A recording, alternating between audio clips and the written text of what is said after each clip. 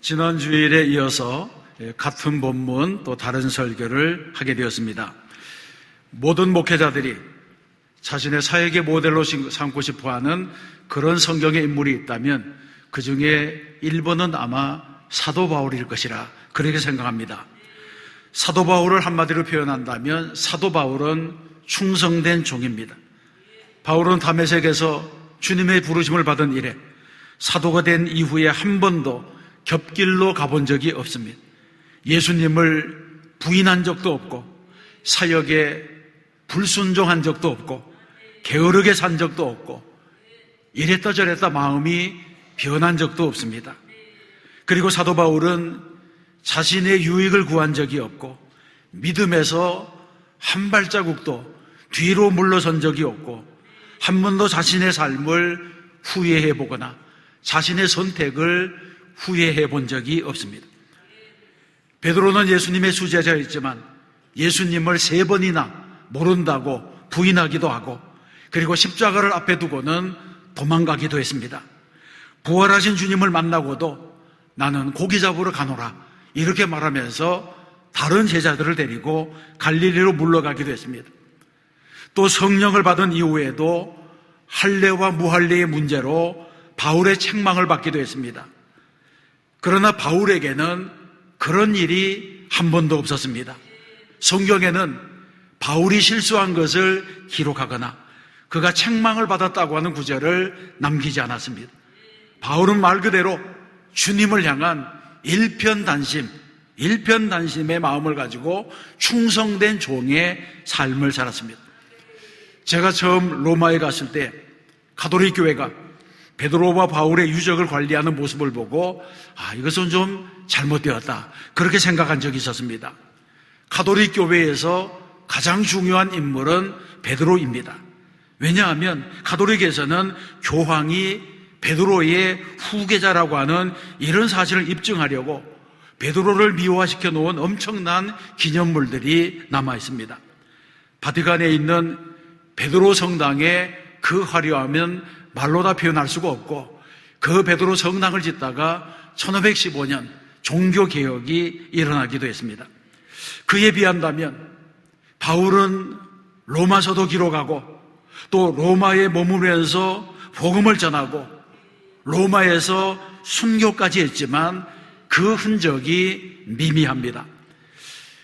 베드로 역시 로마에서 죽었지만 그가 어디서 죽은지를 우리가 잘 알지 못합니다. 그러나 바울의 참수터는 지금까지 남아 있습니다. 저는 로마에 가면 꼭 들려보는 것이 있는데 그것은 바울과 관련된 유적지들입니다. 여기저기 흩어져 있지만 사실은 초라하기 그지없습니다. 그래도 로마에 갈 때마다 이 바울의 유적지를 방문하는 이유는 바울이야말로 베드로와는 차원이 다른 위대한 업적을 남겼다 그렇게 생각하기 때문에 그렇습니다.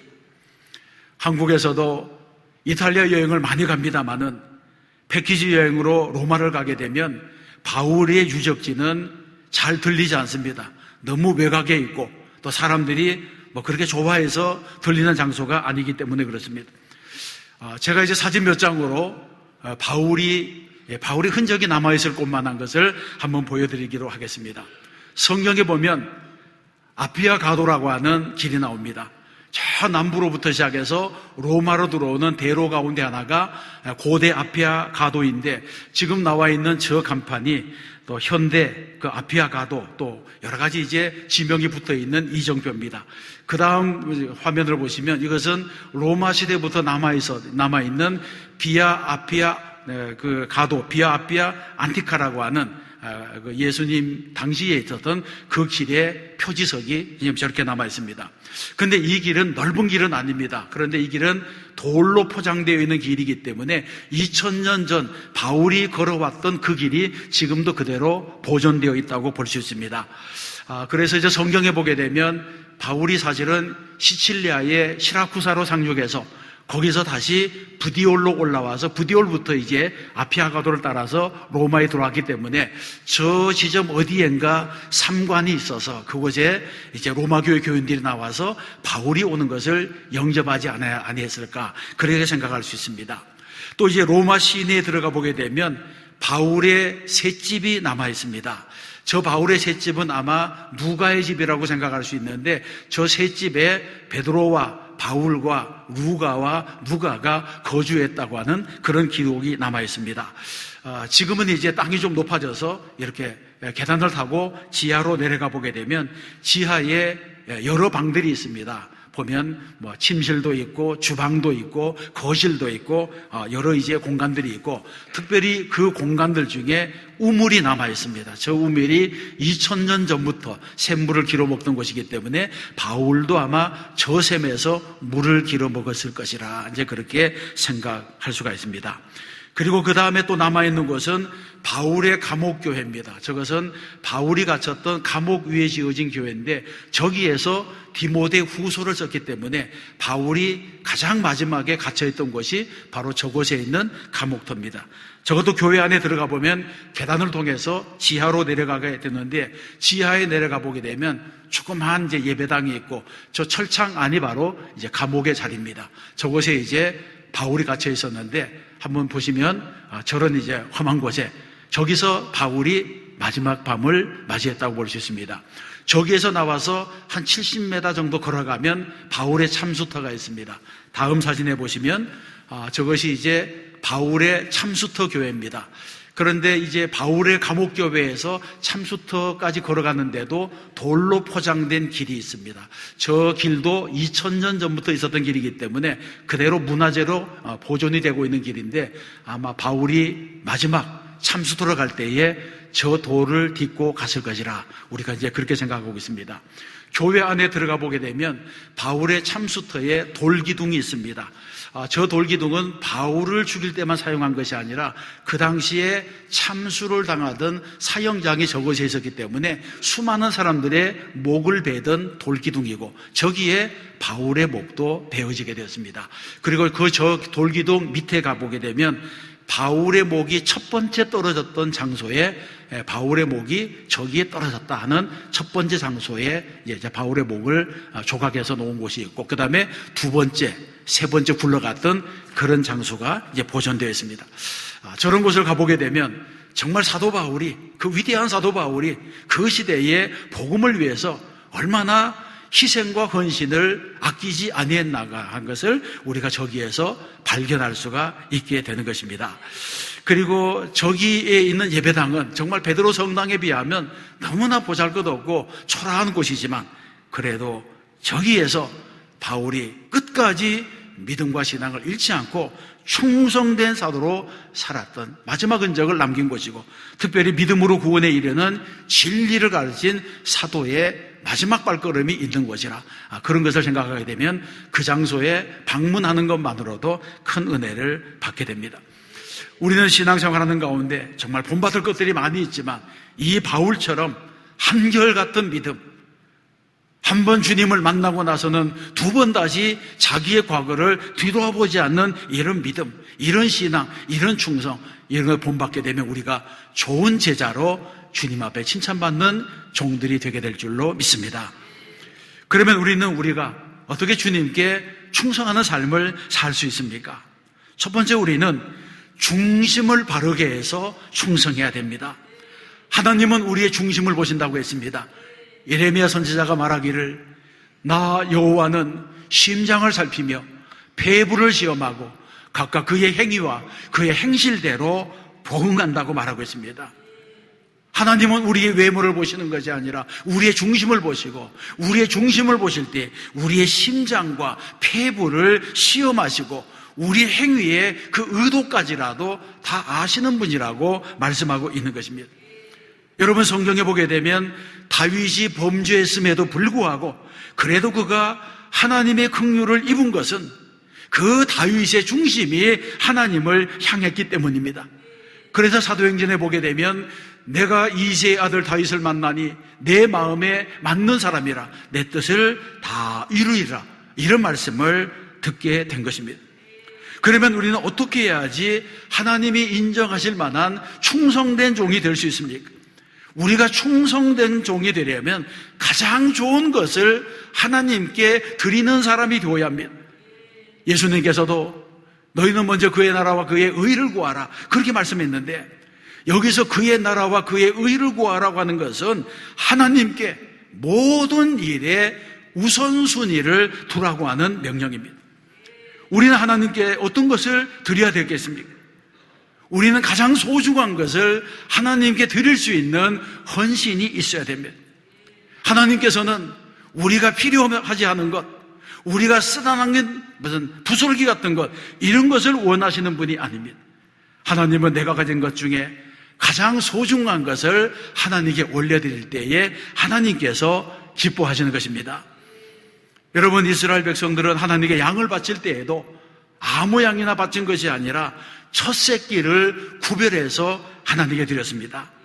그래서 레위기에 보게 되면 오직 생축의 첫 새끼는 여호와께 돌릴 첫 새끼라, 우양을 물러나고 여호와의 것이라, 이렇게 말씀하고 있고, 또 민수기 18장에서도 그들이 여호와께 드리는 첫 소산, 그 제일 좋은 기름과 제일 좋은 포도주와 곡식을 내게 주었다, 그렇게 말씀하면서 하나님께서 주신 것 중에 제일 좋은 것, 첫 것, 이것은 하나님께서 받으실 것이라고 하는 것을 말하고 있는 것입니다. 그런데 여러분, 하나님은 무엇이 부족해서 우리의 것을 받으시는 것이 아닙니다. 신명기 10장 14절에 보게 되면 하늘과 모든 하늘의 하늘과 땅과 그 위의 만물은 본래 내 하나님 여호와께 속한 것이라, 그렇게 말씀했고, 또 시편에 보게 되면 내가 가령 추려도 내게 이르지 않을 것은 세계와 거기 충만한 것이 내 것이미로다, 이렇게 말씀합니다.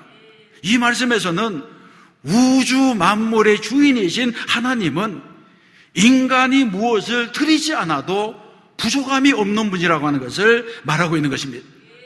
그런데 왜 하나님은 또 우리에게 첫 것을 드리라고 하는 것입니까? 하나님이 첫 것을 드리라고 하는 것은 우리의 중심을 보시겠다고 하는 것입니다. 우리에게 정말 하나님께 드릴 만한 것을 구별하는 마음이 있는가, 가장 좋은 것으로 하나님께 드리고자 하는 헌신이 있는가, 이것을 하나님께서 보신다고 하는 것입니다. 그러므로 우리는 모든 헌신에 정성을 다해야 됩니다. 다른 종교에서는 무조건 많이 바치기만 하면 좋아합니다. 어떻게 벌었든지 헌금의 액수만 많으면 이름을 등에다도 달고 이름을 벽에다도 붙여놓습니다. 그러나 기독교는 그렇지 않습니다. 예수님은 부자의 헌금보다는 가난한 과부가 누린 두 렙돈을 칭찬하셨습니다. 그리고 성경에서 말씀하기를 불의한 소득은 헌금으로 드리지 말라고 합니다. 신명기 23장 18절에 보게 되면 창기의 번 돈과 개 같은 자의 소득은 아무 서원하는 일로든지 내 하나님 여호와의 전에 가져오지 말라. 이들은 다 내 하나님 여호와께 가증하는 것이라, 이렇게 말씀합니다. 여러분, 이 모든 말씀은 무엇을 말하는 것입니까? 헌금의 액수보다도 더 중요한 것은 헌금의 내용입니다. 무엇으로 드리느냐가 더 중요하다고 하는 것입니다. 창세기에 보게 되면 태초에 하나님께서 가인의 제사는 받지 아니하시고 아벨의 제사는 받으셨다고 했습니다. 무엇 때문에 그런 것입니까? 가인은 땅의 소산으로 하나님께 드렸고 아벨은 양의 첫 새끼와 기름으로 하나님께 드렸습니다. 하나님께서 아벨의 제사를 받은 것은 두 가지 측면이 있습니다. 하나는 제물의 성격입니다. 아벨이 드린 제물은 수많은 양들이 낳은 새끼 중에 첫 번째 새끼를 눈여겨보고 골라놓았다가 그것을 하나님께 제물로 드렸다고 하는 것입니다. 하나님께 드리기 위하여 정성껏 구별한 예물이 하나님 앞에 드려졌다고 하는 것을 말하고 있습니다.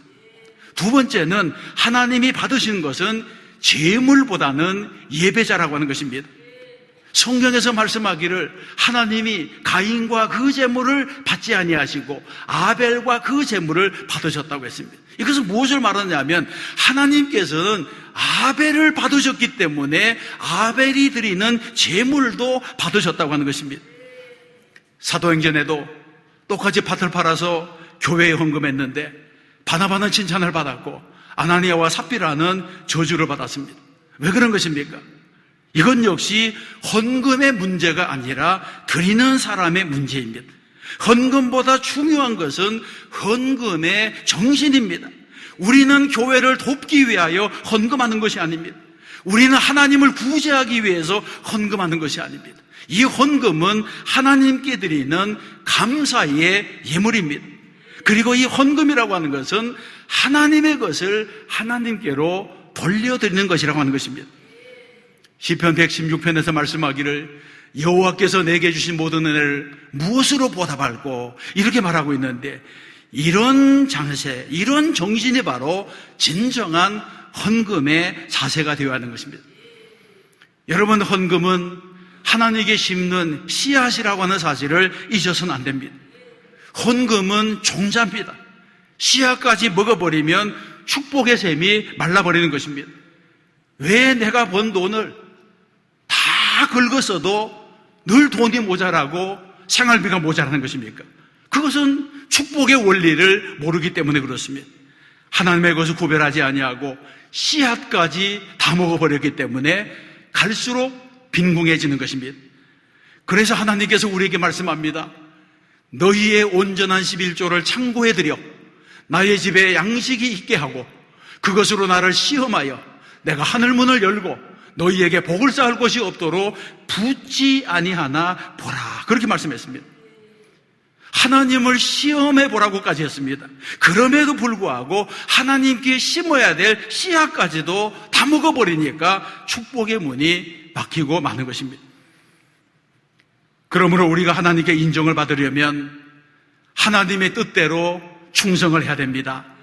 하나님의 뜻대로 충성하려면 먼저 하나님의 뜻이 무엇인지 알아야 됩니다. 우리는 무슨 일을 하든지 하나님의 뜻대로 해야 됩니다. 열심히 한다고 다 좋은 일이 아니고 선한 일이라고 다 충성이 되는 것은 아닙니다. 하나님이 기뻐하시고 인정하시는 충성을 해야지 그 충성을 하나님이 받으시는 것입니다. 사울은 사무엘이 오기를 기다리다가 사무엘이 속히 오지 아니하자 자기가 제사장을 대신해서 하나님께 번제와 화목제물을 드렸습니다. 제사장만이 할 수 있는 일을 왕이 대신한 것입니다.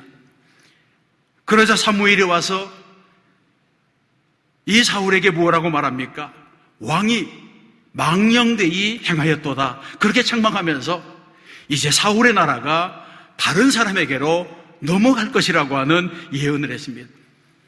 여러분, 예배는 좋은 것이지만 하나님의 뜻을 저버린 예배는 저주가 되었다는 것입니다.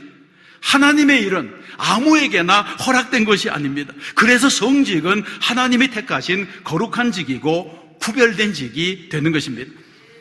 본문 22절로 23절에 보게 되면 주의 이름으로 선지자 노릇을 하고 주의 이름으로 귀신을 쫓아내고 권능을 행한 자들이 오히려 저주를 받습니다. 그날에 많은 사람이 나더러 이르되 주여 주여 우리가 주의 이름으로 선지자 노릇하며 주의 이름으로 귀신을 쫓아내며 주의 이름으로 많은 권능을 행치 아니하였나이까 하리니 그때에 내가 저희에게 밝히 말하되 내가 너희를 도무지 알지 못하니 불법을 행하는 자들아 내게서 떠나가라. 아멘. 여러분, 이런 말씀은 얼마나 무서운 말씀입니까? 그렇기 때문에 열심히 일하는 것보다 더 중요한 것은 올바로 일하는 것입니다. 하나님의 뜻대로 행하는 것입니다. 이것이 하나님이 기뻐하시는 일이 된다고 하는 것입니다. 그러므로 우리는 하나님의 뜻이 무엇인지 분별하고 하나님의 뜻대로 일하는 주의 종들이 되어야 됩니다. 성도는 하나님이 원하시는 일을 해야 됩니다. 우리는 날마다 나를 향하신 하나님의 선하시고 기뻐하시고 온전하신 뜻이 무엇인지를 분별해야 됩니다. 그리고 하나님의 뜻이 분명하다고 하는 확신이 오면 실천해야 됩니다. 순종해야 됩니다. 하나님이 내게 주시는 감동을 무시하면 안 되는 것입니다. 하나님께서 나에게 헌신을 원하시면 헌신을 하고 하나님이 나에게 기도를 원하시면 기도를 하고 헌금을 원하시면 헌금을 해야 됩니다. 금식을 원하시면 금식을 해야 됩니다. 하나님의 뜻이 분명한데 피하고 도망가게 되면 하나님께서 끝까지 몰고 가시는 것입니다.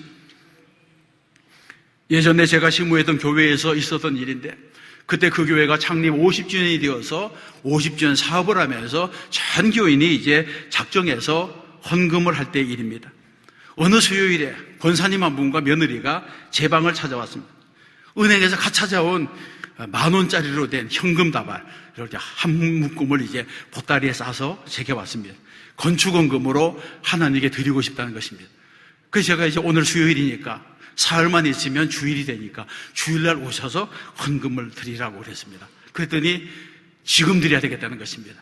그때 가서 마음이 변하면 또 내가 후회할 것 같아서 이제 마음이 변하기 전에 이걸 드리고 싶다고. 그래서 이제 헌금을 하나님께 드리고 그분들이 돌아갔습니다. 그리고 이제 헌금을 드리게 된 동기는 그 아들이 공직에 있었는데 늘 전철 버스 타고 출퇴근하고 일하러 다니는 것이 너무나 안타까워서 이 아들 가족을 위해서 승용차가 하나 있으면 좋겠다, 그런 생각을 하고 이 권사님이 아들들에게 말하지 않고 오랫동안 저금해서 이제 차 한 대를 살 만한 돈을 모은 겁니다. 그렇게 모았는데 그 돈을 이제 이게 모아서 이제 자동차를 사려고 계약을 하려고 하는데 자꾸 밤에 자려고 하면 그 돈이 네 돈이냐, 그 돈이 네 돈이냐, 뭐 이런 소리가 자꾸 들린다는 거예요. 그래서 이것이 뭐 하루 이틀이 아니고 며칠씩 계속되니까 너무 고민이 되어서 며느리를 불렀다고 합니다. 얘야, 내가 아범에게 차를 사주려고 하는데 돈을 모았더니 자꾸 그 돈이 내 돈이냐, 뭐 이런 소리가 자꾸 들린다. 그랬더니 이 며느리가 말하기를, 어머니, 나도 그런 마음이 들어요. 그래서 이 고부간의 마음이, 고부간에 이제 이것은 헌금해야 되겠다, 이런 마음이 들어서 이제 마음을 맞추고 우리 마음 변하기 전에 빨리 돈 찾아서 교회 갖다 드리자. 그래서 그날 이제 현금을 1,500만 원을 인출해서 왔어요. 그게 1993년도니까 지금부터 27년 전이니까 충분히 차 한 대를 사고도 남을 만한 돈을 이제 교회로 가지고 온 것입니다. 너무나 감사한 일이 있습니다. 그런데 그 일이 있고 나서 시간이 좀 지나고 난 다음에 우연히 교회 마당에서 그 권사님을 만났어요. 그러니까 이제 권사님을 이제 내가 알게 됐으니까, 권사님, 요즘 되게 편안하시죠? 그렇게 물어봤더니, 아니요, 목사님. 우리 아들이 석유과장에 있다가 석탄과장으로 내려갔어요. 그러더라고요. 이 아들이 그 당시에 동력자원부에 있었는데, 동력자원부의 이 보직 중에 석유과장은 유류를 담당하는 그런 과기 때문에 굉장히 힘이 있는 부서이고, 석탄산업은 사양산업이잖아요. 모든 광산이 문 닫고 있는 데니까 이제 좋은 자리에 있다가 나쁜 자리로 좌천되었다, 그렇게 이제 말하는 거예요. 여러분, 목사도 교인들이 헌신했는데 잘 되면 얼마나 좋습니까? 특별히 헌금을 그렇게 작정하고 했는데 이 아들이 좌천됐다고 하니까 제가 뭐라고 위로할 말이 없었어요. 그리고 난 다음에 또 시간이 지났습니다. 이번에는 몇 달이 지났는데 이번에는 그 권사님이 또 제 방으로 찾아왔어요. 목사님, 우리 아들이 석유과에 있었으면 큰일 날 뻔했어요. 그러는 거예요. 그게 무슨 일이 있었냐니까, 그때 마침 뭐 중동에 여러 가지 문제가 있어서 유류값이 오르게 되었는데 이 유류 파동이 나면서 유가가 인상된 거예요. 그 정부가 공식적으로 발표하기 하루 전에 유류 인상 정보가 새 나가서 전국의 주유소가 난리가 나고 사재기를 하고, 그것이 이제 사회 문제가 된 거예요. 그래서 그 바람에 석유국장, 과장, 실무자 모두 옷을 벗고 쫓겨난 거예요. 그리고 나서는 석탄과장으로 내려가 있던 이 아들이 본래 자기 자리로 돌아오게 된 것입니다. 여러분이 하나님의 일이 얼마나 절묘합니까? 저는 그런 일을 보고 하나님께 순종하고 살면 절대로 손해가 없다, 하나님께 드린 것은 절대로 외상이 없다, 이런 마음을 제가 가지게 된 것입니다. 여러분, 교회 일도 우리는 하나님의 뜻에 순종해서 하는 사람들이 되어야 할 줄로 믿습니다. 봉사를 하든 헌신을 하든 무엇을 하든지 하나님의 뜻대로 해야 됩니다. 주의 일을 할 때에는 하나님께서 기뻐하실 만한 일이 무엇인가를 고민하고 생각하면서 그 일을 해야 됩니다. 그리고 누구를 만나더라도 왜 주님이 나를 이분에게 보내셨을까, 그렇게 생각하면서 기도하고 준비해서 만나면 그 만남이 좋은 만남이 되고 선한 만남이 되는 것입니다. 정말 아까운 시간에 오랜만에 만나서 세상 이야기만 잔뜩 들어놓고 헤어지면 하나님의 그런 일은 싫어하신다고 하는 것입니다. 교회 일을 할 때에도 하나님의 뜻을 분별하지 못하고 하는 사람은 자꾸 일하면서 다른 사람들과 다투고, 그리고 다른 사람들을 괴롭게 하고 시험에 들게 하는 것입니다. 여러분, 교회 일은 세상 일과 다릅니다. 교회 일은 세상의 경험만으로는 안 됩니다. 교회는 끼리끼리 모이는 친목단체도 아니고, 교회는 이익을 내는 회사가 아닙니다. 하나님의 일에는 하나님의 뜻에 맞는 순서가 있고 방법이 있는 것입니다. 그래서 성도들은 언제나 하나님의 뜻에 주목하는 사람들이 되어야 할 줄로 믿습니다. 세 번째로 살펴볼 것은, 그러면 충성하는 사람은 어떻게 되는가 하는 것입니다. 끝까지 충성하는 사람은 칭찬을 받습니다. 예수님께서 십자가를 앞두고 기도합니다. 아버지여, 만일 아버지의 뜻이거든 이 잔을 내게서 옮기시옵소서. 그러나 내 원대로 마시옵고 아버지의 원대로 되기를 원하나이다. 이런 기도를 드립니다. 여러분, 죽어도 좋습니다. 십자가도 좋습니다. 이것은 정말 충성하는 마음이 아니면 할 수 없는 기도입니다. 하나님의 뜻이라면 죽으면 죽으리이다. 이런 자세가 바로 진정한 충성이 되는 것입니다. 예수님이 충성하심으로, 예수님이 순종하심으로 사탄의 권세는 깨트려지고 우리는 영생의 복을 얻게 되었고, 우리 주님은 부활 승리하셔서 하나님의 보좌에 우편에 앉게 되신 것입니다. 그래서 마태복음 16장 25절에서 주님이 말씀하기를, 누구든지 제 목숨을 구원하고자 하면 잃을 것이요, 누구든지 나를 위하여 제 목숨을 잃으면 찾으리라고 말하고 있습니다. 여러분, 세상을 살아보면 사람은 내가 살려고 한다고 사라지는 것이 아닙니다. 생명의 주인이 하나님이십니다. 그러므로 우리는 무슨 일을 하든지 하나님의 인정을 받아야 됩니다. 무슨 일을 하든지 하나님의 축복을 받아야 하는 것입니다. 이렇게 충성하게 되면 성장하게 되는 것입니다. 제가 여러분과 가끔 사용하는 구호 중에 하나가 녹슬어 없어지기보다는 닳아서 없어지자, 이런 구호가 있습니다. 정말 이 구호는 평소에 제 생각과도 많이 닮았습니다. 어떤 분들은 인생의 안정기에 접어들면 이제는 좀 편히 쉬면서 일을 하자, 이런 생각을 합니다. 그러나 성경에서 뭐라고 말합니까? 좀 더 자자, 좀 더 졸자, 손을 모으고 좀 더 누워있자 하면 내 빈공이 강도같이 오며 내 곰핍이 군사같이 이르리라고 말하고 있습니다. 게으르면 되는 일이 없다고 하는 것입니다. 무엇을 세우는 데는 오랜 시간이 걸립니다. 그러나 아무리 잘 세운 것도 무너지는 것은 잠깐입니다. 이 자전거는 계속 페달을 밟아주어야지 넘어지지도 않고 앞으로 나가는 것입니다. 매일 최선을 다해야지 그 하루하루가 쌓여서 성공으로 가는 길이 되는 것입니다. 이것을 우리가 잊어서는 안 됩니다. 저도 지금까지 30년을 목회해오면서 수많은 동역자들을 목회 현장에서 만났습니다. 그리고 수많은 동역자들과 실제로 같은 교회에서 일을 해봤습니다. 그런데 그때 일하면서 느끼는 것이 무엇이냐면, 잘 될 나무는 떡잎부터 다르다고 하는 겁니다. 전도사 때부터 다릅니다. 제가 보니까 전도사 때 설렁설렁 하는 사람은 끝까지 설렁설렁 하다가 나중에는 청빙하는 교회가 없어서 정말 오랫동안 놀게 됩니다. 부목사 때 잘 놀다가 담임 목사가 되어서 정신 차리고 목회 잘해서 성공하는 사람을 제가 만난 적이 없습니다. 여러분, 게으름이 몸에 배면 발전이 없습니다. 충성하는 마음이 없는데 어디에서 열심히 나오겠습니까? 마음속에 열정이 다 식었는데 어디에서 힘이 나겠습니까? 이 사람은 잘 변하지 않는 거예요. 그래서 신앙의 성장을 이루려면 좋은 영적인 습관을 기르는 것이 좋습니다. 좋은 영적인 습관을 길러야지 떡잎부터 잘 되어서 나중에 성장해서 더 잘 되게 되는 것입니다.